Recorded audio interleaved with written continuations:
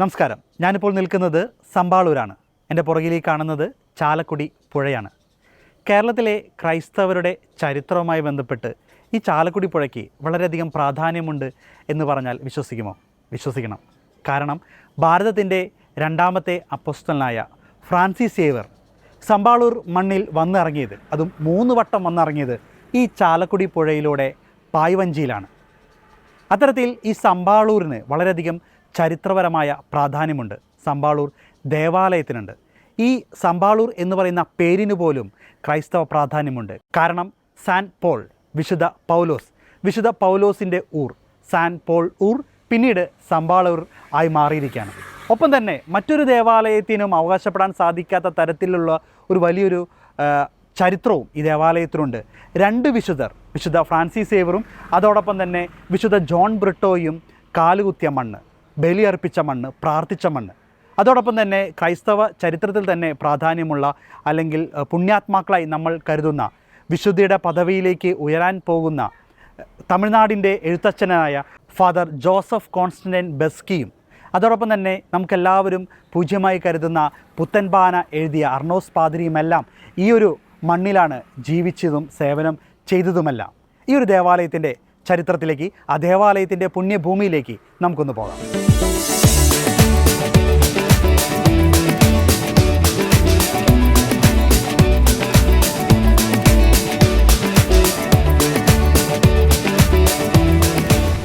അങ്ങനെ കേരളത്തിലെ ചരിത്രപ്രസിദ്ധമായ സമ്പാളൂർ സെൻറ്റ് ഫ്രാൻസിസ് ദേവാലയത്തിൽ നമ്മൾ എത്തിയിരിക്കുകയാണ്. കേരളത്തിൽ തന്നെ ഇത്രയധികം സമ്പന്നമായ ഒരു ചരിത്രം മറ്റൊരു ദേവാലയത്തിനുണ്ടോ എന്നത് സംശയമാണ്. 1663 ഡച്ചുകാർ കൊച്ചി കീഴടക്കിയപ്പോൾ അവിടെ ഉണ്ടായിരുന്ന പോർച്ചുഗീസിൽ നിന്ന് വന്ന ജസ്യൂട്ട് വൈദികർ, ഡച്ചുകാർ പ്രൊട്ടസ്റ്റൻ്റുകാരാണ്. അതുകൊണ്ട് തന്നെ അവർ അവിടെ നിന്ന് മാറി ഇവിടെ സമ്പാളൂർക്ക് വരികയായിരുന്നു. പിന്നീട് കൊച്ചിയിൽ നിന്ന് ഈ ജസ്യൂട്ട് വൈദികർ സമ്പാളൂർ തങ്ങളുടെ ആസ്ഥാനമായി മാറ്റി. ഈ സമ്പാളൂർ എന്ന് പറയുന്ന ഒരു പേര് വന്നതിന് പിന്നിലും ഒരു ചരിത്രമുണ്ട്. അന്ന് ജസ്യൂട്ടുകാർ ഇവിടെ വന്ന് സ്ഥാപിച്ചത് സെയിൻറ്റ് പോൾ സെമിനാരി, സെയിൻറ്റ് പോൾ ആശ്രമവും അതേപോലെ തന്നെ ദേവാലയവുമായിരുന്നു. അതുകൊണ്ട് തന്നെ സാൻ പോൾ, ആ ഒരു പേര് സാൻ പോൾ ഊർ എന്നായി. അത് പിന്നീട് ലോപിച്ച് സമ്പാളൂർ എന്നായി. അങ്ങനെയാണ് ഈ ഒരു മണ്ണിന് സമ്പാളൂർ എന്ന പേര് വന്നത്. അത്തരത്തിൽ 1663 മുതൽ ജസ്യൂട്ടുകാർ ഇവിടെ സേവനം അനുഷ്ഠിച്ചിരുന്നു. അന്ന് വന്നതാണ് ഫ്രാൻസിസ് സേവ്യർ 3 വട്ടം ഇവിടെ വന്നു. അതോടൊപ്പം തന്നെ വിശുദ്ധ ജോൺ ബ്രിട്ടോ ഇവിടെ സേവനം ചെയ്തു. വിശുദ്ധ ജോസഫ് കോൺസ്റ്റന്റൈൻ ബസ്കി, അർണോസ് പാതിരി, ഇവരെല്ലാം ചരിത്രത്തിലൂടെയാണ് ഈ ഒരു സമ്പാളൂർ ദേവാലയത്തിൻ്റെ ചരിത്രം പോകുന്നത്. അത് നമുക്കൊന്ന് കാണാം.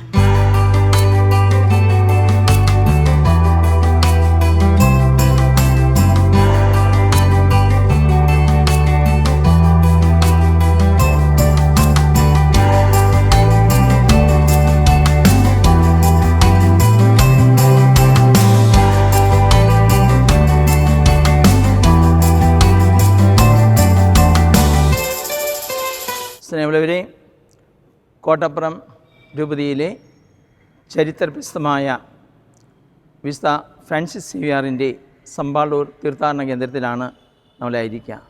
ഞാനിപ്പോൾ നിൽക്കുന്നത് ഈ ദേവാലയത്തിൽ പ്രതിഷ്ഠിക്കപ്പെട്ടിട്ടുള്ള ഫ്രാൻസിസ് സേവ്യറിൻ്റെ വലതുകൈയുടെ എല്ലിൻ്റെ ഭാഗം ഉൾക്കൊള്ളുന്ന തിരുശേഷിപ്പിൻ്റെ സമീപത്താണ്.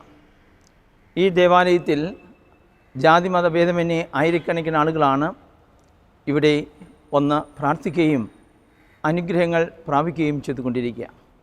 ഫ്രാൻസിസ് സേവ്യർ 3 പ്രാവശ്യം ഈ സമ്പാളൂർ പുണ്യഭൂമിയിൽ സന്ദർശനം നടത്തിയിട്ടുണ്ട്. അതോടൊപ്പം തന്നെ ധാരാളം വിശുദ്ധാത്മാക്കളെ ഇവിടെയുള്ള ശിംതേരിയിൽ അടക്കം ചെയ്തിട്ടുണ്ട്. അതിലേറ്റവും പ്രധാനപ്പെട്ടതാണ് ഫാദർ ജോസഫ് കോൺസ്റ്റന്റൈൻ ബസ്കി എന്ന് പറയുന്ന വിശുദ്ധ പദവിയിലേക്ക് ഉയർത്തുവാൻ എല്ലാവരും പ്രാർത്ഥിച്ചു കൊണ്ടിരിക്കുന്ന ആ മഹത് വ്യക്തിത്വത്തെ ഈ ശിംതേരിയിലാണ് അടക്കം. അദ്ദേഹത്തിൻ്റെ ടൂമ്പ് ഇവിടെയുണ്ട്. അതോടൊപ്പം തന്നെ ഇവിടെ സെൻറ്റ് പോൾ സെമിനാരിയും സെൻറ്റ് പോൾ ആശ്രമവും സെൻറ്റ് പോൾ പ്രസ്സും ഉണ്ടായിരുന്നു. ആ സെൻറ്റ് പോൾ ആശ്രമത്തിൽ പഠിച്ച വ്യക്തിത്വങ്ങളാണ് ഫാദർ ജോസഫ് കോൺസ്റ്റന്റൈൻ ബസ്കിയും അതോടൊപ്പം തന്നെ കേരളത്തിലുടനീളം അറിയപ്പെടുന്ന പുത്തമ്പാന എന്ന ആ വിശുദ്ധ ഗ്രന്ഥം എഴുതിയിട്ടുള്ള അർണോസ് പാതിരിയുമെല്ലാം പഠിച്ചത് ഇവിടെയുള്ള സെമിനാരിയിലാണ്. ഇവിടെയുള്ള ഈ ദേവാലയത്തിൽ ഫ്രാൻസിസ് സേവ്യറിൻ്റെ സാന്നിധ്യം വർഷങ്ങളായി ജനങ്ങൾ അനുഭവിച്ചു കൊണ്ടിരിക്കുകയാണ്. എല്ലാ വർഷവും ഡിസംബർ മാസമാണ് തിരുനാൾ ആഘോഷിക്കുക. സമ്പാളൂർ ഈ പുണ്യഭൂമി കേരളത്തിൽ തന്നെ ഏറ്റവും ചരിത്ര പ്രാധാന്യമുള്ള ഒരു പുണ്യസ്ഥലമാണ്. ഇവിടെയാണ് രണ്ടാമത്തെ പ്രസ് ആരംഭിച്ചതും ആ അച്ചടി പ്രസ്സിലൂടെ തമിഴ് ഭാഷയിലും മലയാളം ഭാഷയിലുമെല്ലാം ധാരാളം സാഹിത്യവും അതോടൊപ്പം തന്നെ വിശുദ്ധന്മാരുടെ ജീവചരിത്രമെല്ലാം രചിക്കപ്പെട്ട അച്ചടിച്ച് എല്ലാവരിലേക്ക് എത്തിക്കുവാനായിട്ട് സാധിച്ച വളരെ ചരിത്ര പ്രാധാന്യമായ പ്രസ് ഇവിടെ ഉണ്ടായിരുന്നു. അതോടൊപ്പം തന്നെ ഇവിടെ ഉണ്ടായിരുന്ന സെമിനാരിയിൽ പഠിപ്പിച്ച പ്രൊഫസറായിരുന്നു വിശുദ്ധ ജോൺ ബ്രിട്ടോ. അദ്ദേഹം ബലിയർപ്പിച്ച ബലിവേദിയുടെ അവശിഷ്ടങ്ങൾ നമുക്കിവിടെ കാണാനായിട്ട് സാധിക്കും. എനിക്ക് തോന്നുക വിശുദ്ധ ഫ്രാൻസിസ് സേവ്യറും വിശുദ്ധ ജോൺ ബ്രിട്ടോയും അതോടൊപ്പം ഒത്തിരി വിശുദ്ധന്മാരുടെ സാന്നിധ്യം നിറഞ്ഞു നിൽക്കുന്ന ഇത്ര പ്രാധാന്യമേറിയ മറ്റൊരു സ്ഥലം കേരളത്തിൽ എവിടെയെങ്കിലും ഉണ്ടോ എന്ന് സംശയമാണ്. അതോടൊപ്പം തന്നെ ഇവിടെ ഒന്ന് പ്രാർത്ഥിക്കുന്ന എല്ലാ മക്കൾക്കും ധാരാളം അനുഗ്രഹങ്ങൾ വിശുദ്ധ ഫ്രാൻസിസ് സേവ്യർ വഴി ലഭിച്ചതായിട്ട് സാക്ഷ്യപ്പെടുത്തിക്കൊണ്ടിരിക്കുകയാണ്.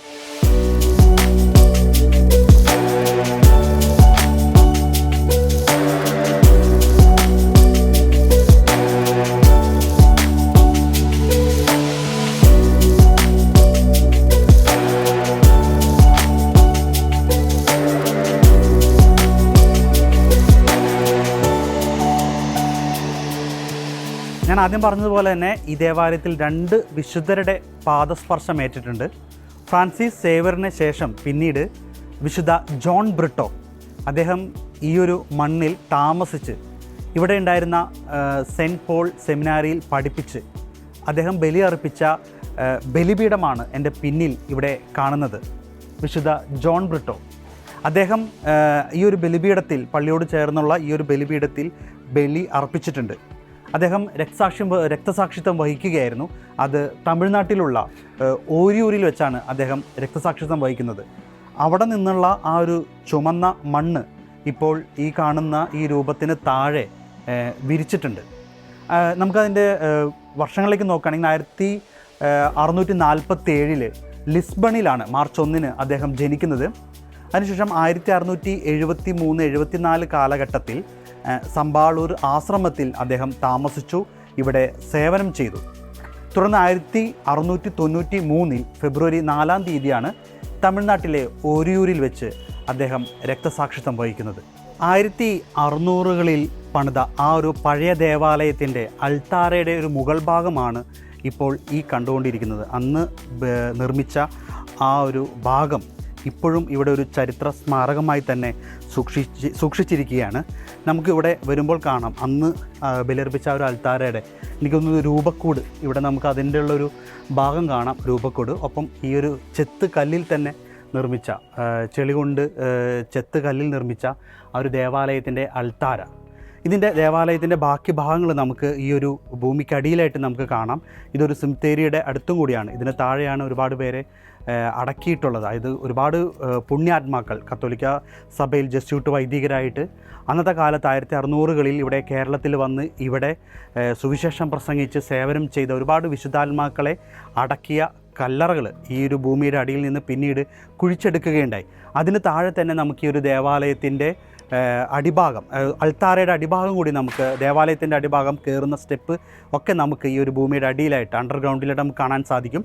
എന്തായാലും നമുക്ക് അവിടേക്കൊന്ന് പോകാം.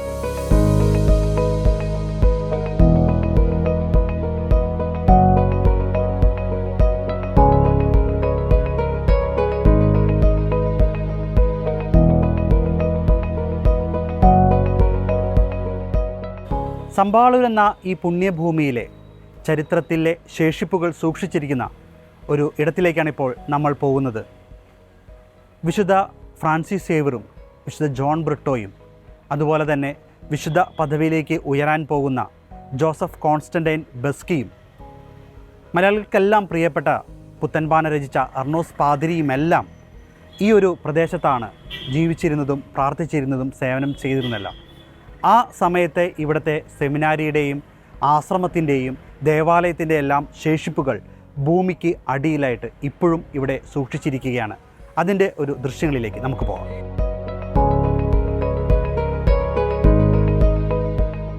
ഈ കാണുന്ന ശേഷിപ്പുകൾ പണ്ടത്തെ ഇവിടുത്തെ ആശ്രമത്തിൻ്റെയും ദേവാലയത്തിൻ്റെയും സെമിനാരിയുടെയും എല്ലാം അവശിഷ്ടങ്ങളാണ് ഇപ്പോൾ നിങ്ങൾ കണ്ടുകൊണ്ടിരിക്കുന്നത്.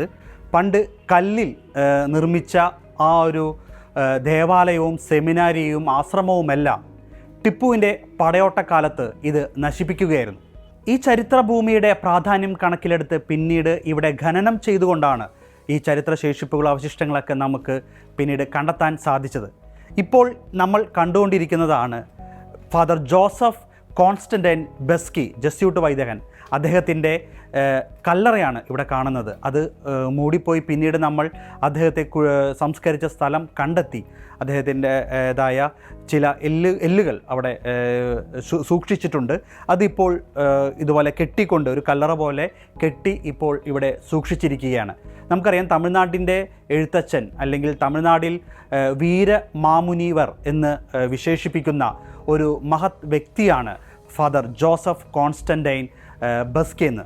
അദ്ദേഹത്തെ സഭ ഒരു വിശുദ്ധയുടെ പദവിയിലേക്ക് ഉയർത്തുന്നതുമായി ബന്ധപ്പെട്ടുള്ള നടപടിക്രമങ്ങൾ ഇപ്പോൾ നടന്നുകൊണ്ടിരിക്കുകയാണ്. ഉടനെ തന്നെ ആ ഒരു ഘട്ടത്തിലേക്ക് കടക്കും. അത്തരത്തിൽ 2 വിശുദ്ധരുടെ പാദസ്പർശനമേറ്റ ഈ സമ്പാളൂർ മണ്ണിൻ്റെ ചരിത്ര പ്രാധാന്യം വീണ്ടും ഉയരുകയാണ് ഇപ്പോൾ ഫാദർ ജോസഫ് ബസ്കി അദ്ദേഹത്തിൻ്റെ മൃതശരീരം അടക്കിയ ഈ ഒരു കല്ലറ ഈ ഒരു ദേവാലയത്തിൽ നിന്ന് ഖനനം ചെയ്തെടുക്കുമ്പോൾ.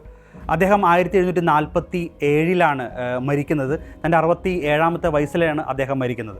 തുടർന്ന് നമുക്ക് ഈ ഒരു ഭൂമിയിൽ, ഇതിപ്പോൾ അണ്ടർഗ്രൗണ്ടാണ്, ഇപ്പോൾ നിലവിലുള്ള ഭൂമിയുടെ താഴേക്കാണ്, അവിടെ നമുക്ക് കാണാൻ സാധിക്കും പണ്ടുണ്ടായിരുന്ന ദേവാലയത്തിൻ്റെയും ആശ്രമത്തിൻ്റെയും എല്ലാം ആ ഒരു ഭിത്തി ഇവിടെ കാണാൻ സാധിക്കും. അന്നത്തെ ആ ഒരു വെട്ടുകല്ലിൽ തീർത്ത ഭിത്തികൾ, തൂണുകൾ, ഇതെല്ലാം നമുക്ക് ആ ഒരു ചരിത്ര പ്രാധാന്യം ഇന്നും ഇവിടെ വിളിച്ച് പറയാൻ, നമുക്ക് ആ ഒരു ചരിത്രം പ്രാധാന്യത്തെ മനസ്സിലാക്കി തരാൻ ഇന്നും ഇവിടെ ഈ ഒരു ദേവാലയത്തിൽ സൂക്ഷിച്ചിരിക്കുകയാണ്.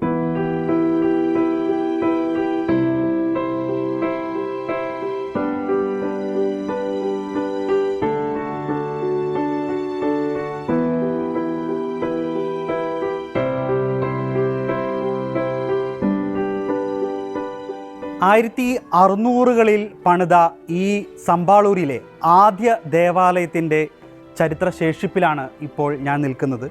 ഈ ഒരു ദേവാലയത്തിൻ്റെ മുഖവാരം അല്ലെങ്കിൽ ആ ഒരു കവാടത്തിന് മുമ്പിലുള്ള ഒരു ഭാഗം എന്ന് നമുക്കൊരു പക്ഷേ ഇതിനെ വിളിക്കാം. നമുക്ക് അവിടേക്ക് നോക്കുമ്പോൾ കാണാം അവിടെ ഒരു കവാടം, കൃത്യമായി ഒരു കവാടവും ഒപ്പം ഒരു സ്റ്റെപ്പും 2 തൂണും അന്ന് നിർമ്മിച്ചിരുന്ന ആ ഒരു തൂണ് നമുക്കിവിടെ കാണാൻ സാധിക്കും. നമ്മൾ നേരത്തെ വിശുദ്ധ ജോൺ ബ്രിട്ടോ ബലിയർപ്പിച്ച ആ ഒരു അൾത്താര ഇതിൻ്റെ പുറകിലായിട്ടാണ് കൃത്യം വരുന്നത്. അത്തരത്തിൽ ആ ഒരു ദേവാലയത്തിലേക്ക് പ്രവേശിച്ചിരുന്നത് ഈ ഒരു വഴിയിലൂടെ ആണ് എന്നതാണ് നമുക്ക് ഇവിടത്തെ കാണാൻ സാധിക്കുന്നത്. അത്തരത്തിൽ ഈ ഒരു ചരിത്ര ശേഷിപ്പ് ഇന്നും പറയുന്ന ആ ഒരു വസ്തുത ഈ ഒരു ഭൂമിയുടെ പ്രാധാന്യമാണ്. 2 വിശുദ്ധർ, വിശുദ്ധ ഫ്രാൻസിസ് സേവ്യർ അതുപോലെ തന്നെ വിശുദ്ധ ജോൺ ബ്രിട്ടോ ഈ ദേവാലയത്തിലെത്തി ബലി അർപ്പിച്ചിരുന്നു. വിശുദ്ധ പദവിയിലേക്ക് ഉയരുന്ന നാമകരണ നടപടികളിലേക്ക് ആരംഭിക്കാൻ പോകുന്ന ഫാദർ ജോസഫ് കോൺസ്റ്റന്റൈൻ ബസ്കി, അതോടൊപ്പം തന്നെ അർണോസ് പാദ്രി, ഇവരെല്ലാം പ്രാർത്ഥനയിൽ ഉയർന്നിരുന്നത്, പ്രാർത്ഥിച്ചിരുന്നത് ഒക്കെ ഈ ഒരു ദേവാലയത്തിൽ വെച്ചാണ്. പിന്നീട് ടിപ്പു സുൽത്താൻ്റെ കാലഘട്ടത്തിൽ നേരത്തെ പറഞ്ഞതുപോലെ തന്നെ ഈ ഒരു ദേവാലയവും ഇതുമായി ബന്ധപ്പെട്ടതെല്ലാം നശിപ്പിക്കപ്പെട്ടു, മണ്ണ് വന്ന് മൂടി, ഇതെല്ലാം ഭൂമിക്കടിയിലായി. അതിനുശേഷമാണ് വീണ്ടും ഇത് ഖനനം ചെയ്ത് ഈ ചരിത്രശേഷിപ്പുകൾ ഇന്നിവിടെ ഈ കാണുന്ന രീതിയിലേക്ക് ഇപ്പോൾ സൂക്ഷിച്ചിരിക്കുന്നത്.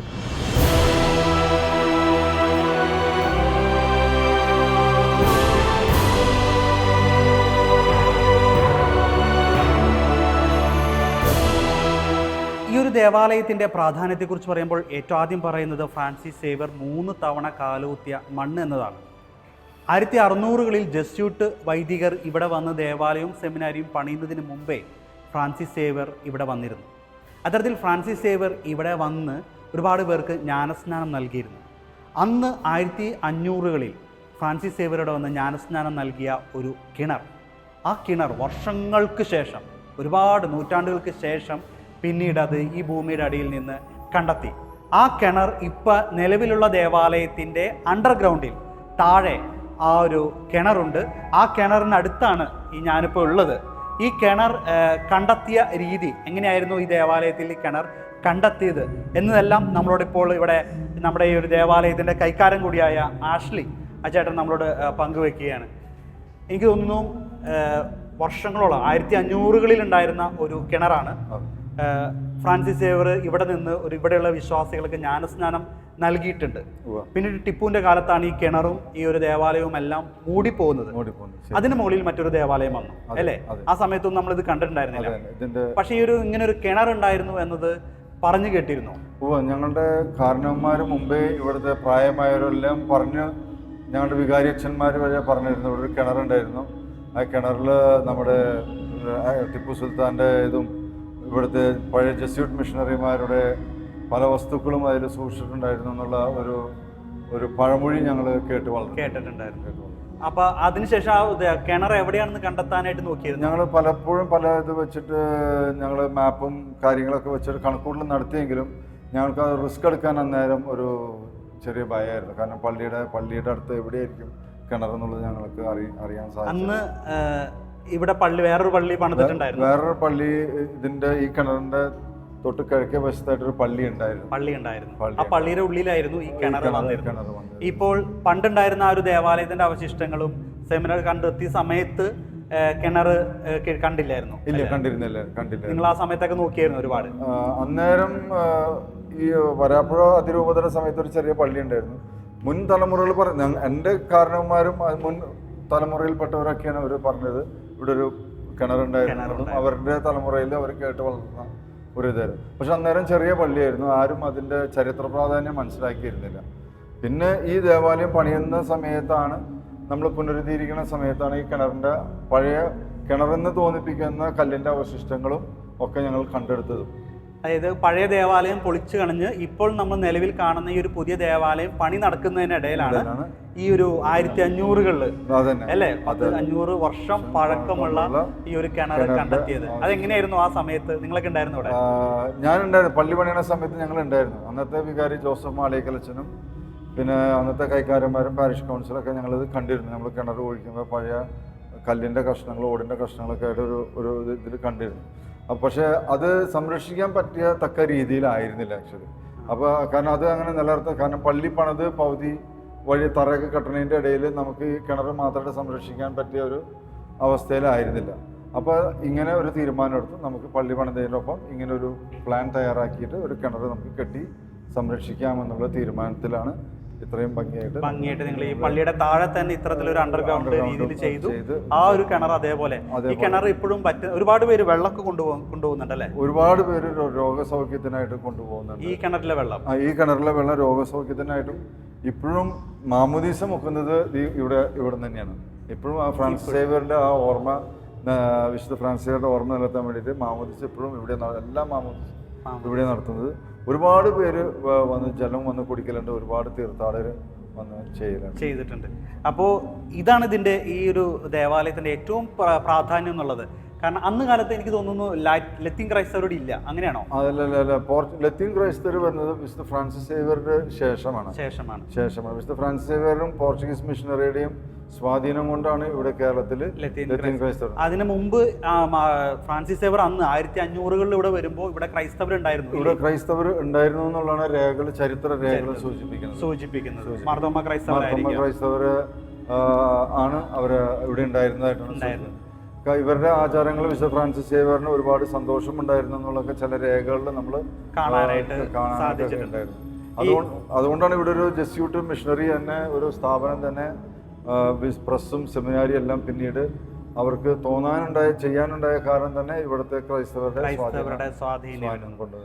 അതുപോലെ തന്നെ മറ്റൊരു കാര്യം വെച്ചാൽ ഈ ഒരു സമ്പാളൂർ ദേവാലയം ഒരു ചാലക്കുടി പുഴയുടെ തീരത്താണ് അല്ലെ? അന്ന് ഫ്രാൻസിസ് സേവ്യർ വന്നത് കൊച്ചിയിൽ നിന്ന് പായ്ക്കപ്പൽ വഴി ഈ ഒരു പുഴയിലൂടെ കൊടുങ്ങല്ലൂർ വഴിയാണ് ഈ ഒരു സമ്പാളൂർ പള്ളിയുടെ തൊട്ട് പിന്നിലായിട്ടാണ് ആ ചാലക്കുടി പുഴ ഒഴുകുന്നത്. അപ്പം അത്തരത്തിൽ അവിടെ നിന്നാണ് ഈ ഒരു ഭൂമിയിലേക്ക് വന്നത്. 3 പ്രാവശ്യം അദ്ദേഹം ഇവിടെ സന്ദർശനം നടത്തി.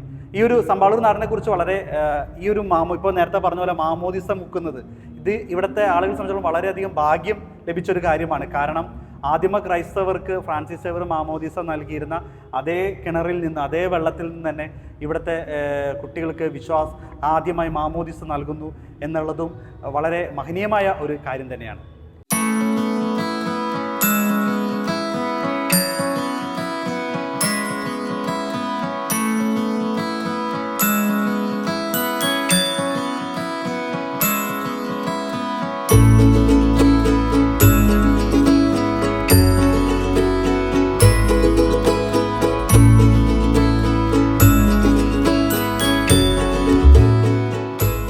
ഇവിടുത്തെ എനിക്ക് തോന്നുന്നു ഏറ്റവും വലിയൊരു പ്രത്യേകത എന്നുള്ളത് ഒരു വേനലിലും ഈ ഒരു കിണർ പറ്റില്ല അല്ലേ?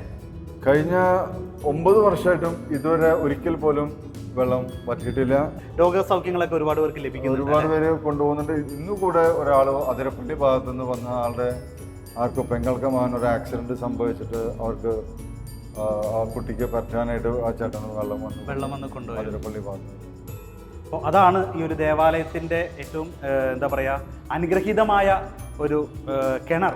അത് ഈ ദേവാലയത്തിൻ്റെ കീഴിൽ തന്നെ ഇവിടെ സ്ഥാപിച്ചിരിക്കുകയാണ്.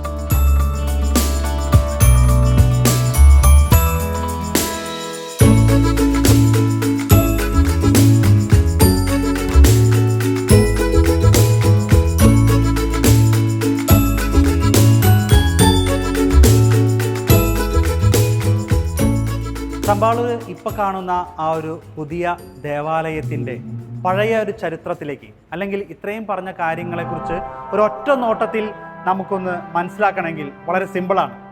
ഈ കാണുന്നതാണ് 1500കളിൽ ഇവിടെ ഉണ്ടായിരുന്ന ദേവാലയം. അത് മുള കൊണ്ടുണ്ടാക്കിയ ഒരു ദേവാലയമായിരുന്നു. ഇവിടെയാണ് ഫ്രാൻസിസ് സേവർ വന്നപ്പോൾ ഉണ്ടായിരുന്നത് എന്നതാണ് ചരിത്രത്തിലൂടെ മനസ്സിലാക്കാൻ സാധിക്കുന്നത്. ഇതൊരു ചിത്രകാരൻ്റെ ആ ഒരു സങ്കല്പത്തിൽ വരച്ചെടുത്തതാണ്. അന്ന് ഉണ്ടായിരുന്ന ആ ഒരു മുള വെച്ചും ഉണ്ടായിരുന്ന ദേവാലയവും ഒപ്പം അതിന് തൊട്ടു മുമ്പിലായിട്ട് ഒരു കിണറും. ആ കിണർ നമ്മൾ മുൻപ് 1500കളിൽ പണിത ആ ഒരു പഴക്കം ചെന്ന കിണർ നമ്മൾ നേരത്തെ കണ്ടു. അപ്പോൾ അതിൻ്റെ ഒരു ചിത്രീകരണം ഒരു ചിത്രകാരൻ്റെ ഭാവനയിൽ നിർമ്മിച്ചാണ്. പിന്നീട് 1600കളിൽ ജസ്യൂട്ട് വൈദികർ ഇവിടെ എത്തുകയാണ്.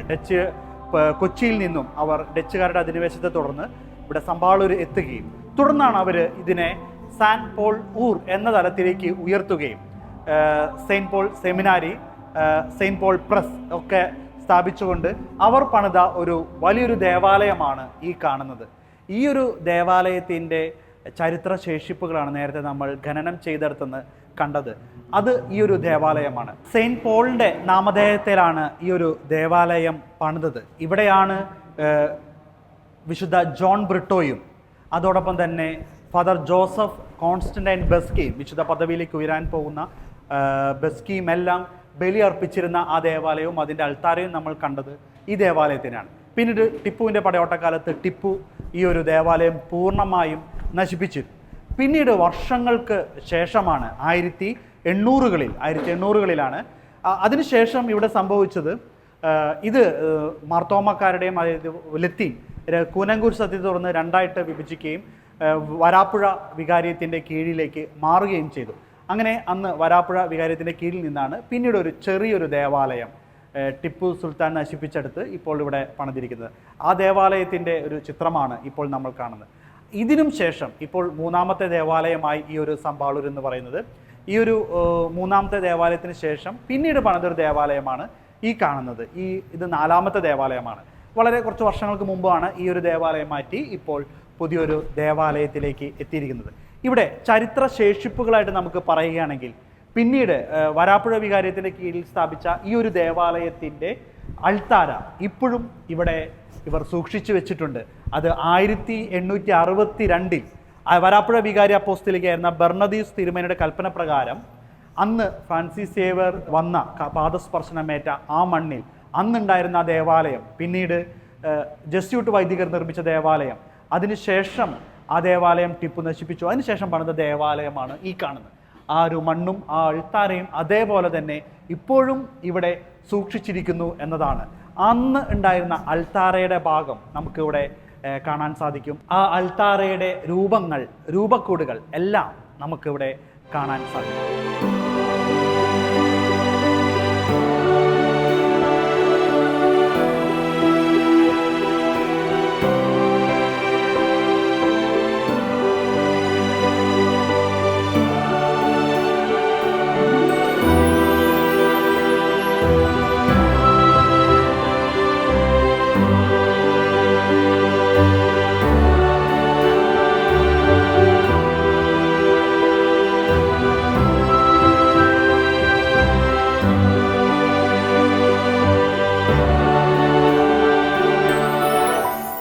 അങ്ങനെ നമ്മുടെ ഈ കേരളത്തിലെ വിശുദ്ധ പൗലോസ് ലീഹായുടെ നാമധേയത്തിലുള്ള ഒരു നാട് സെൻറ്റ് പോൾ ഊർ, അതാണ് സമ്പാളൂർ.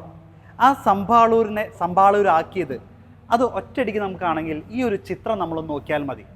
അന്ന് 1662കളിൽ ഈശോ സഭ വൈദികർ ഇവിടെ വന്നതിന് ശേഷം ഈ ഒരു നാടിനെ ഇവിടെ സമ്പാളൂരാക്കിയത് ഇങ്ങനെയാണ്. നേരത്തെ പറഞ്ഞ സെയിൻറ്റ് പോൾ ദേവാലയം ഇവിടെയുണ്ട്.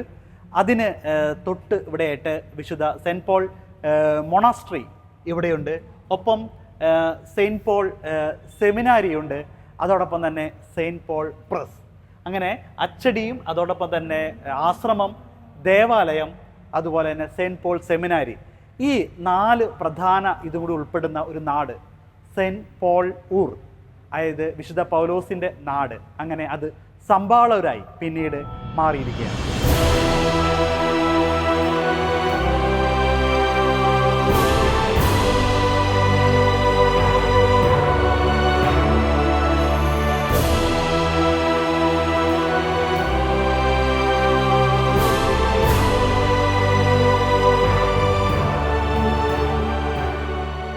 കേരളത്തിൻ്റെ സാഹിത്യ ചരിത്രത്തിൽ ഈ മണ്ണിൽ എഴുതിയ അധ്യായം അത് വളരെയധികം വലുതാണ്. കേരളത്തിൻ്റെ സാഹിത്യത്തിൽ വളരെ സംഭാവന നൽകിയ ജർമ്മൻ പുരോഹിതനായ ഫാദർ അർണോസ് പാതിരി ഈ മണ്ണിലാണ് പഠിച്ചതും വൈദികനായതുമെല്ലാം. അദ്ദേഹമാണ് പുത്തൻപാന രചിച്ചത്. അതുപോലെ തന്നെ കേരളത്തിലെ അച്ചടി രംഗത്ത് ആദ്യമായി അച്ചടി പ്രസ് ഉണ്ടായിരുന്നത് അത് ഈ ഒരു മണ്ണിലാണ്. നമുക്കറിയാം, ജസ്യൂട്ട് വൈദികർ ഇവിടെ ആരംഭിച്ച saint Paul press. Ambazhakkad press എന്നറിയപ്പെടുന്ന ആ അച്ചുകൂടത്തിൽ നിന്നാണ് ആദ്യമായി മലയാള അക്ഷരത്തിൽ അച്ചടി മഷി പുരണ്ടത്.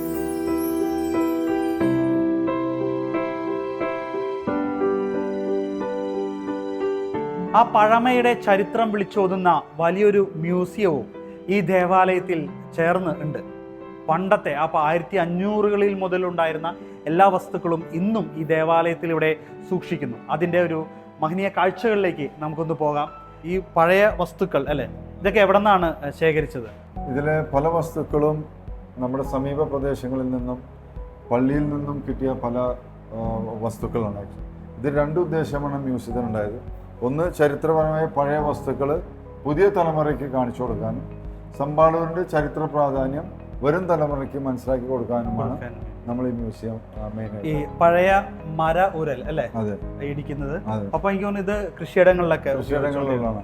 ഇപ്പോഴത്തെ തലമുറയ്ക്ക് അത് കാണാൻ സാധിക്കില്ലല്ലോ. അപ്പൊ അവർക്കും കൂടി ഒന്ന് കണ്ട് എനിക്ക് തോന്നുന്നു പഴയ ക്ലോക്ക് ഉണ്ട്. ഒപ്പം നമുക്ക് കാണാൻ സാധിക്കും വിശുദ്ധ കുർബാന. പണ്ട് കാലങ്ങളിൽ വൈദികര് പുറത്തേക്കൊക്കെ പോകുമ്പോൾ വിശുദ്ധ കുർബാന കൊണ്ടുപോയിരുന്ന വിശുദ്ധ കുർബാന വാഹക പെട്ടി, അത് വളരെ മനോഹരമാണ്. ഒരു കുരിശും തിരിയും എല്ലാം എത്തിക്കാനുള്ള സ്റ്റാൻഡ് എല്ലാം ഉണ്ട് പെട്ടി. അത് പഴയ കാലങ്ങളിൽ, ഇന്ന് നമുക്കത് കാണാൻ സാധിക്കില്ല. മറ്റ് പിന്നീട് വരുന്നത് എനിക്കൊന്ന് പഴയ ദേവാലയത്തിൽ ഉപയോഗിച്ചിരുന്ന ഒരു ഓർഗണാണ്. ഇത് പണ്ട് കാലങ്ങളിൽ എണ്ണയാട്ടുന്ന ചക്ക്, അതിൻ്റെ കുറേ ഭാഗം ദ്രവിച്ചു പോയി. പണ്ട് ഉപയോഗിച്ചിരുന്ന പാത്രങ്ങൾ, ഭരണികൾ, പഴയകാല വൈദികർ ഉപയോഗിച്ചിരുന്ന കുർബാന ഉടുപ്പുകളാണ് നമുക്കിവിടെ കാണാൻ സാധിക്കുന്നത്. ഒപ്പം ടിപ്പു സുൽത്താൻ ഈ ഒരു ദേവാലയവും ഇവിടുത്തെ വിശ്വാസികളെല്ലാം ആക്രമിക്കുന്നതാണ്. അപ്പം നമുക്ക് കാണാൻ സാധിക്കുന്ന ഒന്നാണ് ഒരു ഉരുണ്ട. ഇതിനെക്കുറിച്ച് ചേട്ടനൊന്ന് പറയുന്നത്. ഇത് ആക്ച്വലി ടിപ്പു സുൽത്താൻ്റെ പടയോട്ട സമയത്ത് ഇവിടുന്ന് സമീപ പ്രദേശങ്ങളിൽ നിന്ന് വീട് പണിയുമ്പോഴും കിണർ കുഴിക്കുമ്പോഴും പല ആളുകൾക്കായി ലഭിച്ച ടിപ്പുവിൻ്റെ കാലത്തെ വെടിയുണ്ടകളാണ്. തീർച്ചയായിട്ടും ഇത്തരത്തിൽ ഈ ഒരു ദേവാലയം നശിപ്പിച്ചത് പോലും ഈ ഒരു വെടിയുണ്ടകൾ വഴി എല്ലാമാണ് പഴയ ദേവാലയം നശിച്ചു പോയത്. അത്തരത്തിൽ ഒരുപാട് വസ്തുക്കൾ ഇവിടെ ഇപ്പോഴും സൂക്ഷിച്ചിരിക്കുന്നു. ആ ഒരു പഴമ അത് ലോകത്തിന് പറഞ്ഞു കൊടുക്കാനായിട്ട് തന്നെ, അല്ലെങ്കിൽ ചരിത്ര പ്രാധാന്യം, സാമ്പാളൂരിൻ്റെ ചരിത്ര പ്രാധാന്യം അത് വിളിച്ചോതുന്ന ഒരുപാട് വസ്തുക്കൾ ഈ ഒരു മ്യൂസിയത്തിലുണ്ട്.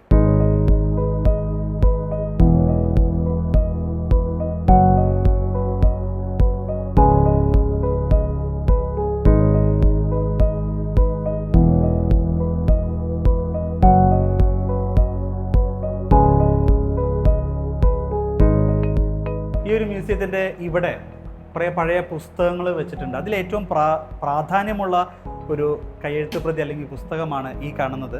ഇത് ഫാദർ ജോസഫ് കോൺസ്റ്റന്റ് ബെസ്കിയുടെ ഒരു കയ്യെഴുത്ത് പ്രതിയാണ്. നമുക്കറിയാം തമിഴ്നാട്ടിലെ വീര മാമുനിവർ എന്ന് പറയുന്ന, അല്ലെങ്കിൽ തമിഴ്നാട്ടിലെ എഴുത്തച്ഛൻ എന്നൊക്കെ പറയുന്ന ആ ഒരു അദ്ദേഹത്തിൻ്റെ ഒരു കയ്യെഴുത്ത് പ്രതി, അദ്ദേഹത്തിൻ്റെ അതേ കൈയക്ഷരത്തോടു കൂടിയാണ് ഇവിടെ സൂക്ഷിച്ചിരിക്കുന്നത്.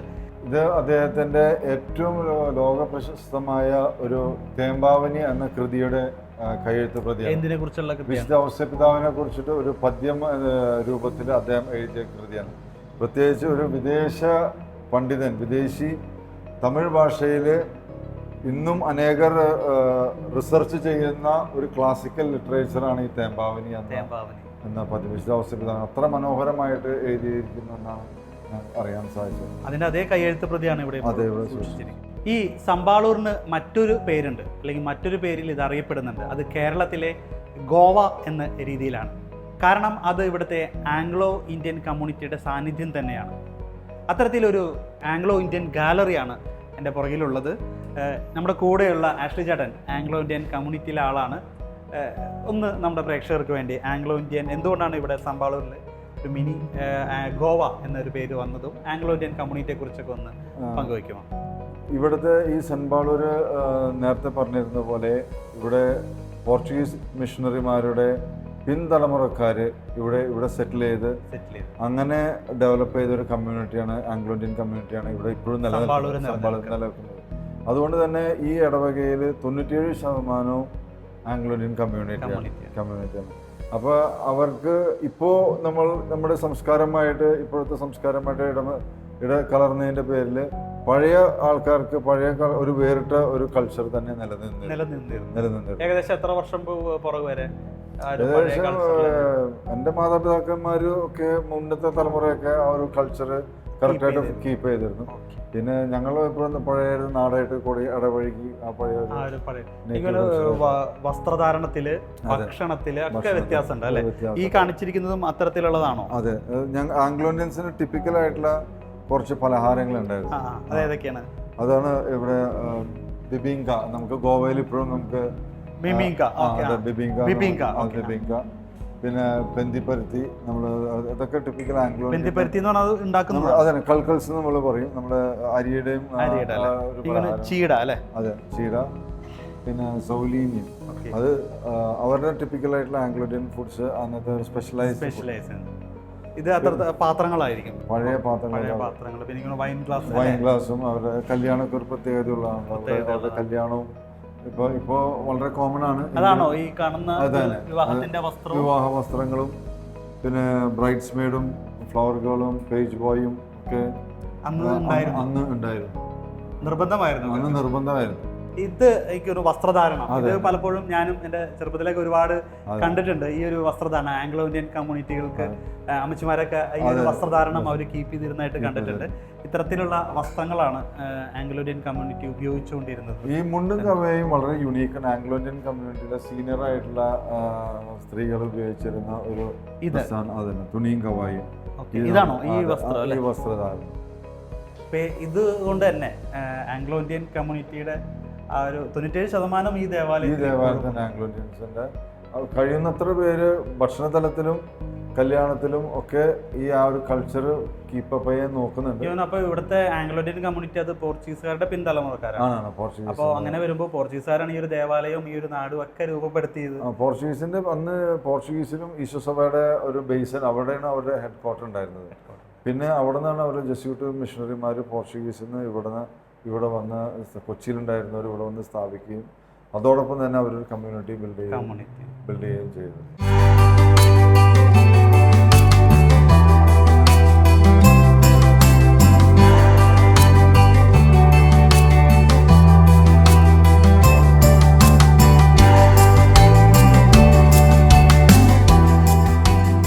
കല്ലുകളിൽ കൊത്തിയ ചരിത്രവും മണ്ണിൽ അലിഞ്ഞു ചേർന്ന പുണ്യാത്മാക്കളുടെ പ്രാർത്ഥനകളുമെല്ലാമാണ് ഈ സമ്പാളൂരിനെ വ്യത്യസ്തമാക്കുന്നത്.